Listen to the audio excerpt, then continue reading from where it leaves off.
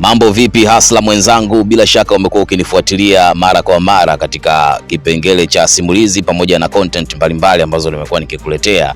Leo tena nitapiga stori na wewe, nitakusimulia kisa cha kusisimua sana kinachohusu wahusika wawili kwenye bato ya watu wawili, mmoja lazima ageuke kuwa shujaa. Ilikuwaje na ni kisa gani?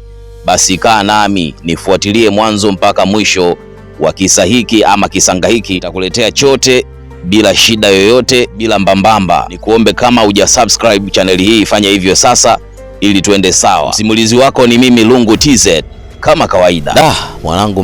Mwanangu msala kweli kweli. Huu msala bwana wa leo ambao nauzungumzia ni kuhusiana na mzee mmoja wa moto kweli kweli kutoka Makabe. Makabe ipo Dar es Salaam, pembeni kidogo kama unaelekea Msakuzi hivi. Yaani ukitoka Mbezi unaelekea maeneo ya Msakuzi hivi, au kama unataka kwenda Goba hapa katikati unakutana na njia panda inaenda Makabe Msakuzi. Sasa eneo la Makabe hapo ndo nakwambia na kupangilia vizuri unielewe. Oya mwanangu Jau, hivi ushawahi kufika Makabe wewe? Pande fulani hivi Dar es Salaam ambapo upepo ni mwanana, lakini kuna michongo fulani hivi ya chini ilikuwa ikiendelea maeneo hayo. Kwa wakati wengine wanaenjoy mjini, wanajiachia club, viwanja mbalimbali, lakini Makabe kulikuwa kuna huyu mzee alikuwa anafanya mazegele yake chini kwa chini, kwa sababu baadhi ya wakazi wa Makabe wenyewe wengi wao walikuwa hawajui chochote mpaka siku kilipo mlamba huyu mzee. Mzee alikuwa wa moto, yani kisikia mtu wa moto kweli. Huyu mzee Gongo mwenyewe umemuona sasa, uso wake umekunjamana kama rambo inachomwa, na yale macho yake sasa yamekaa kimtego mwanangu. Utazani mzee huyu hajawahi kulala tangu uhuru. Huyu mzee alikuwa amefanikiwa kujenga nyumba yake fulani hivi ambayo kwa miaka ya sasa inaonekana kama ni nyumba ya kizamani hivi, lakini mchongo mzima haupo ndani ya geti lake au ndani ya nyumba yake, upo nje, tena nyuma ya choo, kwenye kile choo chake ambacho kinanuka uvundo na siri nzito. Mwanangu acha. Sasa bwana, akatokea kijana mmoja ambaye anaitwa Sijali. Huyu kijana asili yake ni Msukuma, ni jamaa aliyekuwa anatafuta chumba maeneo hayo Makabe, anajitafuta, hana hela nini, maisha magumu. Akaona ngoja nijisogeze kando kidogo ya mji, mitaa ya Makabe huku, naamini huku kutakuwa na vyumba bei rahisi, kwa sababu Dar es Salaam wewe ukigusa chumba popote tu maeneo ya mjini katikati hivi utaambiwa bei juu. Usione mtu anaishi Masaki, usione mtu anaishi Sinza, mtu anaishi Mwenge, maeneo ya Mbezi Beach, usichukulie poa, watu wanapasuka parefu mzee. Sasa Sijali yeye alikuwa anatafuta chumba maeneo ya Makabe. Sasa ile ingia toka nini katika miparangano ya kutafuta, mara akadondokea kwenye hii nyumba ya mzee Gongo. Mzee Gongo mwenyewe kiasili ni mtu wa Rushoto Tanga. Alihamishwa bila kupenda kule Tanga kutokana na michongo yake sio. Alikuwa anapoteza na kuwatafuna sana ndugu zake kichawi. Kwa hiyo sasa ndugu akachechamaa, mwisho wa siku akamwambia oya, hem tupishe, jikatae. Mzee kaona kweli wananchi wamekuja juu, wana ndugu hapo hai, kaona lisinikute jambo, ndo akajichenga akaja mjini. Alipokuja mjini akasoma mazingira, akaona Makabe ndo sehemu sahihi ya kuishi. Kipindi kile anahamia mjini mwanzoni mwa miaka ya 80 hivi, alikuwa bado ni mwenye nguvu na anapambana, kwa hiyo mchele ulikuwepo. Kwa hiyo mwisho wa siku akajichanga, akaona ngoja nitafute sehemu ambayo ni pembeni, kwa sababu alikuwa ameaim kufanya mambo yake mengine, kwa sababu mchawi hawezi akachangamana sana, maeneo ambayo ingetoka ni nyingi. Kwa hiyo sasa kwa uhuru wake na kutokana na mipango yake ya siri aliyokuwa nayo, aliamua kutafuta sehemu ya Makabe ambapo eneo tulivu. Lengo lake ni kubwa tu, anataka eneo hilo yeye awe tu anafanya mambo yake na nini, watu wasimshtukie kwa wepesi.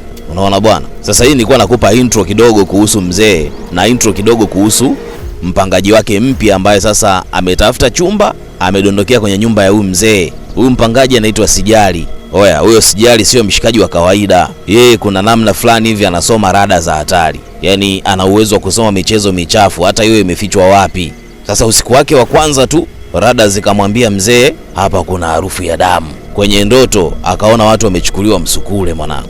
Lakini hao watu ni kama vile wanajitambua vile, hawajadevela. Yaani kama wamefichwa nyuma ya choo, na kule walipo wanapiga makelele kinoma, yani tusaidie mwanangu.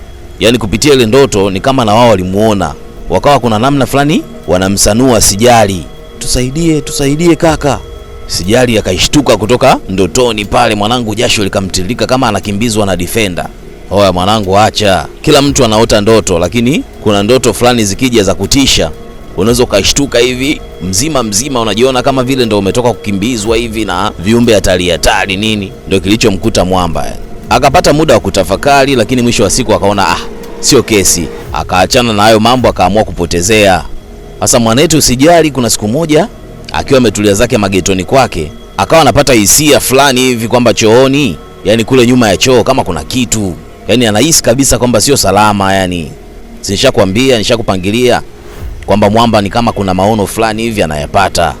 Sijali akaamua kupiga tu chabo yani. Akaenda kule nyuma ya choo na kuangalia nini ambacho amekuwa kikihisi hivi. Mwanangu kweli.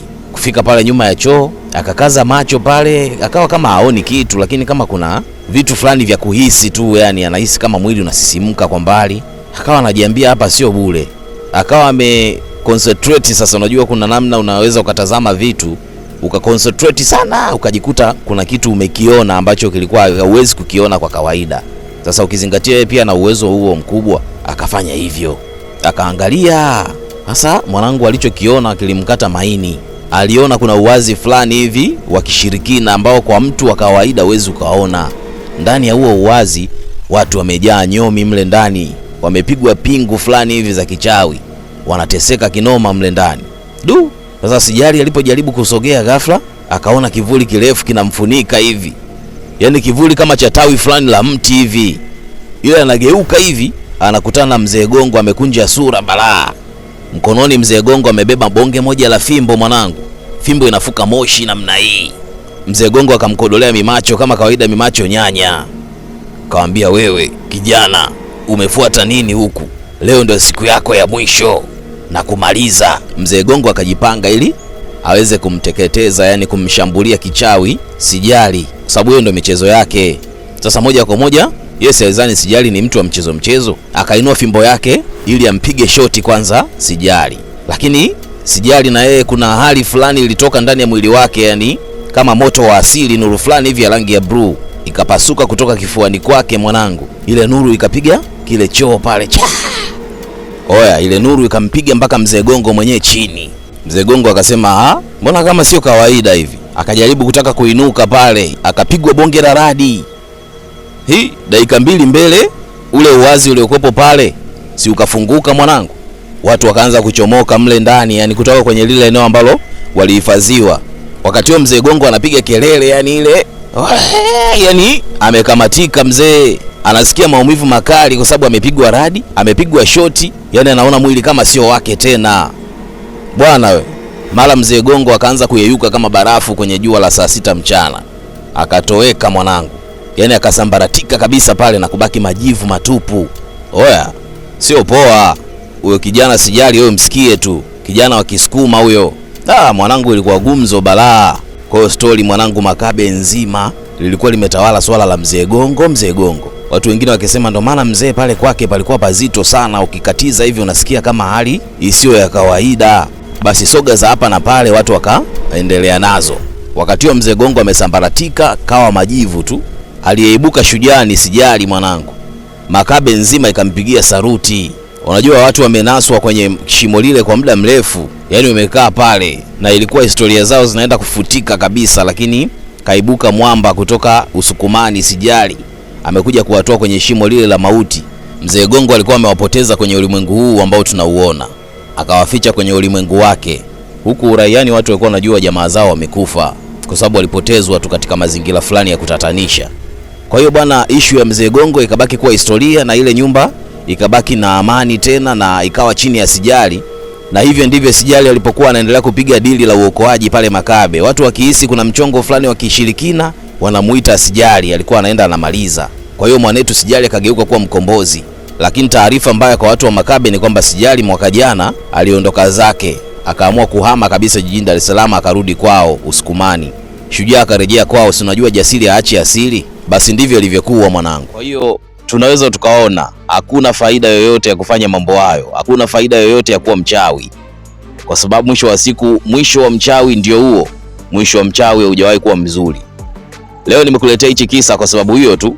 Nataka ujifunze kwamba kuna mienendo ambayo haina maana kuifanya, haifai na wala haisaidii kufanya lolote, kwa sababu mwisho wa siku mwisho wake ni mbaya.